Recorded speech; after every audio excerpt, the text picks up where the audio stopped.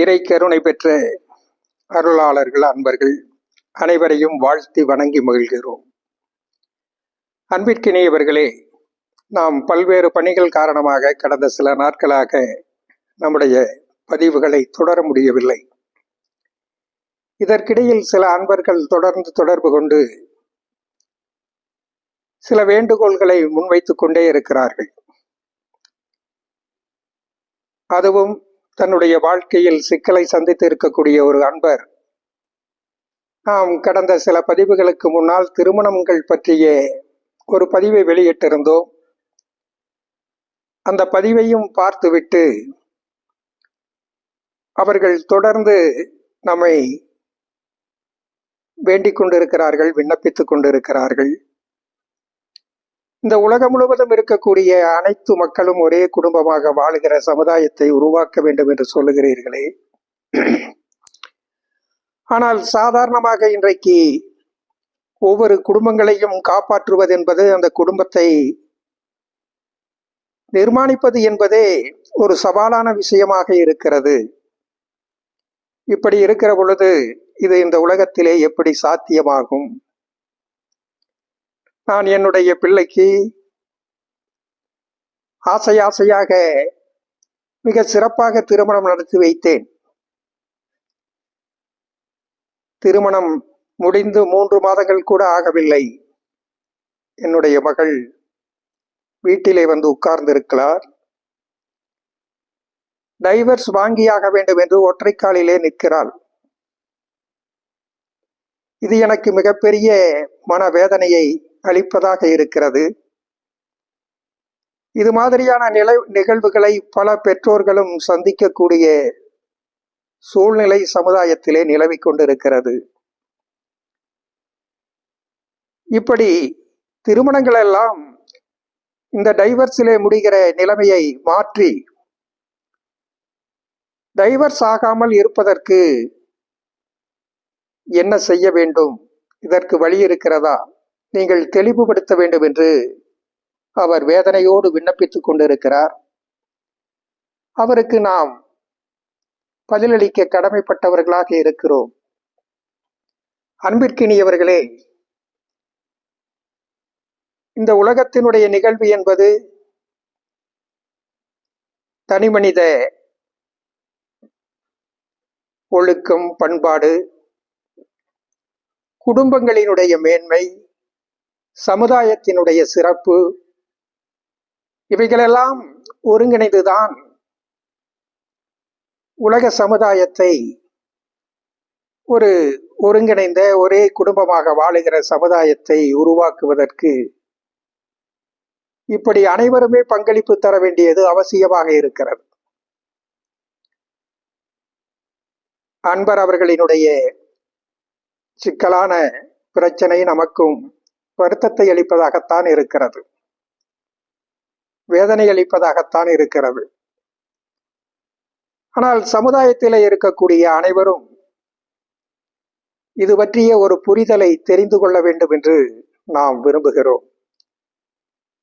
நம்முடைய தேசத்தில், நம்முடைய கலாச்சாரத்தில் மனித வாழ்க்கை பற்றிய அனைத்து தளங்களையும், அனைத்து நிகழ்வுகளையும் இந்த மண்ணிலே பிறப்பெடுத்திருக்கக்கூடிய மனிதன் அவன் இறுதி காலம் வரைக்கும்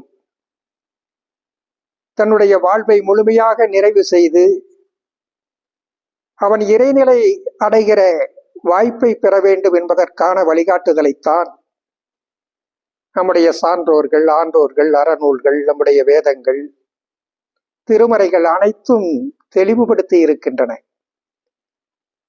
அந்த வகையிலேதான் நம்முடைய சமுதாயத்தில் ஒரு குழந்தை பிறந்தால் அந்த குழந்தைக்கான கல்வி, அந்த குழந்தைக்கான தொழில், அந்த குழந்தைக்கான பண்பு, பண்பாடு, செயல்கள் அனைத்திற்கும் வழிகாட்டக்கூடிய வகையிலேதான் நம்முடைய கலாச்சாரத்தினுடைய நிகழ்வுகள் அனைத்தும் அமைக்கப்பட்டு வழிகாட்டக்கூடிய வாய்ப்பை ஏற்படுத்தி தந்திருக்கிறார்கள். அதே போல திருமணம் என்பதும் நம்முடைய கலாச்சாரத்தில் அது மிக உயர்ந்த ஒரு நிலையாக ஏற்றுக்கொள்ளப்பட்டு அதை நிறைவேற்றுகிற ஒரு புனிதமான செயலாக அர்ப்பணித்து கொண்டு திருமணங்கள் நிறைவேற்றப்பட்ட காலங்கள் ஒன்று இருந்தது. அந்த புனிதமான திருமணங்கள் முழுமையாக அதனுடைய வழிமுறைகள் நெறிமுறைகள் கடைபிடிக்கப்பட்டு அந்த புனிதத்தன்மையோடு அந்த திருமணங்கள் எல்லாம் நிறைவேற்றி வைக்கப்பட்டிருந்த காலங்களில் நம்முடைய தேசத்தில் நம்முடைய கலாச்சாரத்தில் விவாகரத்துகளும் டைவர்ஸுகளும் அறியப்படாத ஒன்றாக இருந்தது.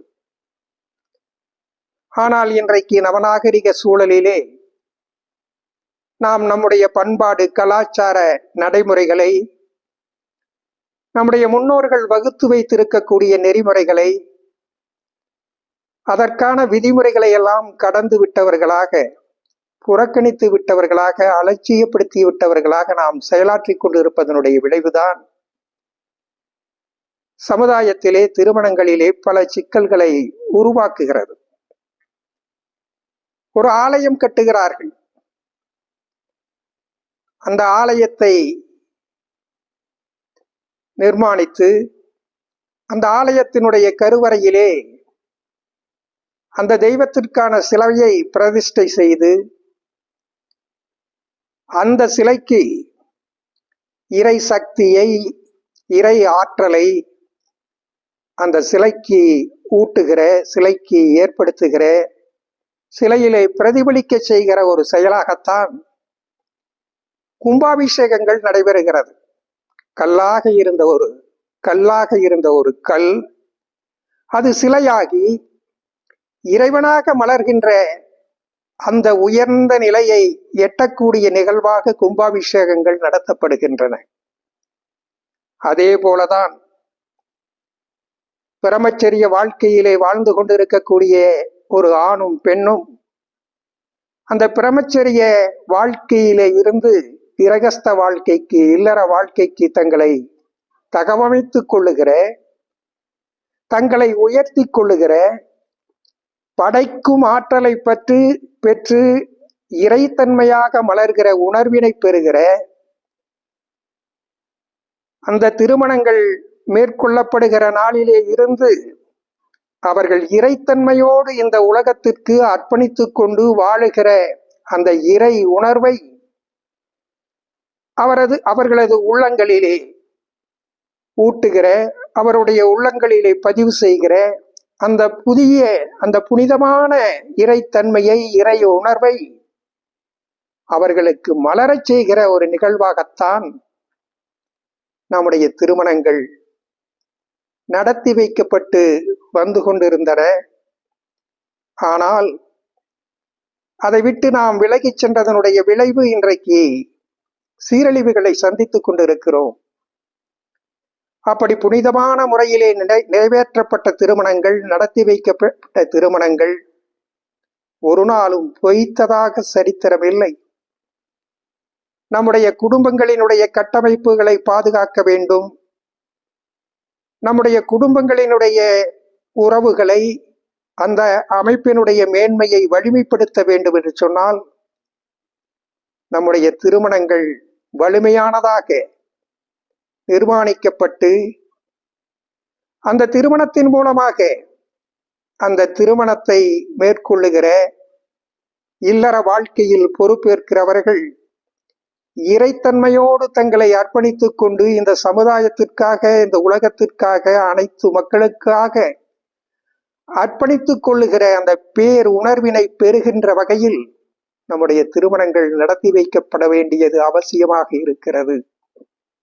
அது உங்களுடைய திருமணங்களாக இருந்தாலும் சரி, உங்கள் குடும்பத்தினுடைய திருமணங்களாக இருந்தாலும் சரி, அத்தகைய தெய்வீக திருமணங்களாக நடத்தி வைத்து அந்த புனிதத்தன்மையை முழுமையாக நிறைவேற்றுகின்ற வகையில் திருமூலரும் தெய்வ புலவர் திருவள்ளுவரும் மற்றும் நம்முடைய ஆன்றோர்களும் சான்றோர்களும் நம்முடைய வேதங்களும் அறநூல்களும் நம்முடைய முன்னோர்களும் வகுத்து வைத்திருக்கக்கூடிய அந்த நெறிமுறைப்படி திருமணங்களை நிகழ்த்தி வைத்து அந்த புனிதத்தினுடைய மேன்மையை நாம் பதிய வைக்கின்ற, அனைவரும் அந்த உணர்விலே திளைத்து ஒரு உயர்ந்த நிலையை எட்டுகிற அந்த புனிதமான தெய்வீக திருமணங்களை நாம் மேற்கொள்ள வேண்டும், நாம் நிகழ்த்தி கொள்ள வேண்டும். நிகழ்த்தி கொண்டு அப்படி செய்யப்படுகின்ற திருமணங்கள் ஒரு நாளும் பொய்ப்பதில்லை. அப்படிப்பட்ட திருமணங்கள் நிறைவேற்றப்படும் என்று சொன்னால், நிகழ்த்தி வைக்கப்படும் என்று சொன்னால், சமுதாயத்திலே எந்த ஒரு குடும்பத்திலும் எந்த ஒரு திருமணத்தை ஏற்றுக்கொண்ட மணமக்களும் தம்பதிகளும் பிரிந்து போகிற நிலைமை நிச்சயமாக இந்த மண்ணிலே ஏற்படாது என்பதை புரிந்து கொள்ள வேண்டும்.